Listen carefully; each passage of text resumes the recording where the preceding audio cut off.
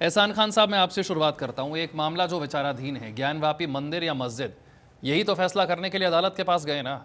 और जो मामला कोर्ट के सामने है, अभी कोर्ट का फैसला आना है, उस पर एक संवैधानिक पद पर बैठा हुआ शख्स जब बयान देता है तो सवाल तो खड़े होंगे। विशाल जी, अभी हमने देखा हिंदुस्तान में हिमाचल का जो मंजर है, मंडी के मुसलमानों ने एक ऐसी मिसाइल कायम की है जो शायद देश में नहीं दुनिया में नहीं कर सका।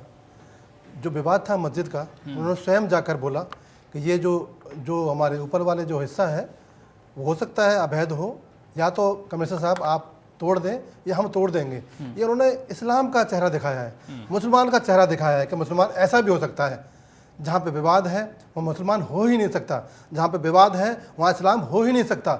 इस्लाम तो मोहब्बत का पैगाम देता है, इस्लाम तो एकता का पैगाम देता है, और यही मेरे हिमाचल के मंडी के मुसलमानों ने दिखा दिया है। मुझे गर्व है अपने इस्लाम पर, मुझे गर्व है मुसलमानों पर। नहीं, पर यहाँ पर ये मामला थोड़ी है, यहाँ ये मामला थोड़ी है। मैं आ रहा हूँ। उत्तर प्रदेश के अंदर या देश के अंदर कभी योगी जी ने कहा है कि जो देश के मुसलमान ने मेहनत से, मजदूर से या खून पसीने की कमाई से मस्जिद बनाई है, क्या वो अवैध है? नहीं कहा। क्या रिश्ता है मुगलों से हमारा? क्या नाता है उन आताताइयों से जिन्होंने हिंदुस्तान के? ऐसा नहीं, आप अलग डायरेक्शन में जा रहे हैं आप। मेरा सवाल वो है ही नहीं, मैं साफ पूछ रहा हूँ, जो चीज कोर्ट के सामने है उसमें कौन क्या कर रहा है उससे सवाल ही नहीं है। तो कोर्ट के सामने, कोर्ट को तय करना है क्या है, मंदिर या मस्जिद, कोर्ट तय करेगा ना। अगर हम तय करने लग जाएं, अगर पॉलिटिकल पार्टियां, संगठन ही तय करने लग जाएं, तो बहुत सारे संगठन ऐसे भी हैं जो ताजमहल को तेजो महालय बोलते हैं। फिर तो सिर्फ बोलने भर से ही छोड़ देना पड़े। विशाल जी, मैं उसी पे आ रहा हूँ। क्या नाता है मुसलमानों का मुगलों से? हमारा तो हो नहीं सकता। जो मुगलों की विचारधारा को मानते हैं वो मानते होंगे। मुगलों ने, जो आताताइयों ने हिंदुस्तान के हमारे पूर्वजों पर अत्याचार किए और कहीं ना कहीं हमारे हिंदू समाज के मंदिरों को नष्ट कष्ट किया और वहाँ मस्जिदें बनाई गई। ये साक्षात प्रमाण है, और इस्लाम धर्म में बिल्कुल भी नहीं है। दो भाई खड़े हैं मेरे सामने।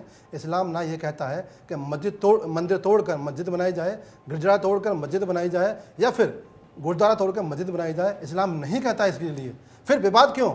फिर अगर योगी जी ने कहा, मेरा बड़ा सिंपल सा सवाल है, संवैधानिक पद पर आप बैठे हैं, मामला कोर्ट के सामने है, छोड़िए ना बाकी सारी चीजें, आप संवैधानिक पद पर हैं और मामला कोर्ट के सामने, अब और क्या हो सकता है इससे ज्यादा?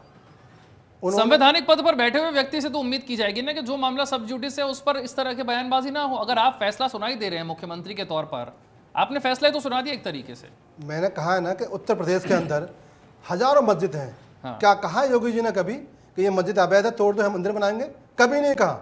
ये क्यों कहा जा रहा है कि जो आताताइयों ने, जो आकांताओं ने हिंदुस्तान की अस्मिता को तोड़ा है, इसीलिए कहा जा रहा है। ठीक, चलिए ऐसा मोहम्मद आसिफ जी, क्या बयानबाजी एक सब जुडिस मामले को लेकर संवैधानिक पद पर बैठे हुए व्यक्ति की तरफ से, आने वाले 10 सीटों के उपचुनाव हैं और बीजेपी के लिए जातियों में बटा हुआ हिंदू बहुत मुश्किल होगा, हिंदुत्व की छतरी तले अगर सबको फिर लाना है तो स्ट्रैटेजी तो बिल्कुल ठीक है। आसिफ जी, देखिए, मुख्यमंत्री हैं, लग नहीं रहा कि मुख्यमंत्री बोल रहे हैं, संविधान की शपथ ली है, ऐसा कहीं से महसूस ही नहीं हो रहा। वो इसलिए नहीं हो रहा, संविधान को मानते ही कहाँ हैं वो लोग। इसी चीज़ की लड़ाई तो 24 में चली गई थी कि संविधान की लड़ाई है। अगर संविधान पे बैठ के शपथ लेके कोई मुख्यमंत्री ये बयान दे तो इससे बड़ा दुर्भाग्य हिंदुस्तान के संविधान का नहीं हो सकता। एक गुंडा राज को सपोर्ट करने वाले योगी आदित्यनाथ जी, जब बाप का जेल के अंदर कैसे पिस्टल पहुंची थी? जेल से ज़्यादा सेफ जगह कोई नहीं होती, जहाँ पे सुई भी अंदर नहीं जा सकती। जिस जगह सुई नहीं जा सकती वहाँ एक क्रिमिनल किस तरीके से पिस्टल लेके गोलियां मारता है, तमाम चैनलों पे सुबह 6 बजे चला। तो वही तो बात है ना कि गुंडे राज जहाँ चल रहा है, जहाँ जेलों के अंदर, कोर्ट के अंदर सरेआम गोली मार दी जाती है, ये योगी राज है। विशाल जी, आपातकाल गुंडा राज था, आपको सुनना था, आपातकाल का संविधान के तहत था, आपातकाल 2 साल 2 वर्ष तक मेरे हिंदुस्तान के नागरिकों को बंधक बनाया। कांग्रेसों ने नाम कर दिया संविधान के साथ था, रातों रात आपातकाल लगा दिया। कौन सा संविधान था? संविधान संविधान की धज्जी उड़ाई हो अभी 14 तक, वो उच्चतम सीखेंगे संविधान। हम चारों वो लोग हैं बार बार संविधान में तोड़ा है। एहसान जी, आप चारों मेहमान आज हमारे साथ स्टूडियो में, तो हम कोशिश करेंगे कि एक दूसरे पर ना बोले, सबको पूरा समय मिलेगा, एक एक करके बोलेंगे, दर्शकों को बात आपकी समझ में आएगी, झूठ ना फैलाएं। तर्क अच्छे होंगे तो लोगों को बात समझ में आएगी, हजम भी होगी। आसिफ भी अपनी बात पूरी करें। मुख्यमंत्री संविधान की शपथ लेके मुख्यमंत्री बनता है, हाँ। और संविधान पे बैठा हुआ आदमी कोई भी ऐसे बयान नहीं दे सकता, चाहे वो किसी भी समाज से ताल्लुक रखता हो, किसी भी धर्म से ताल्लुक रखता हो। जिस तरीके से आज उन्होंने बयान दिया, जब बनारस के अंदर, बनारस यूनिवर्सिटी के अंदर जब बच्ची से बलात्कार हुआ, तीनों भारतीय जनता पार्टी कार्यकर्ता थे, काश बयान देते तो बड़ा अच्छा लगता।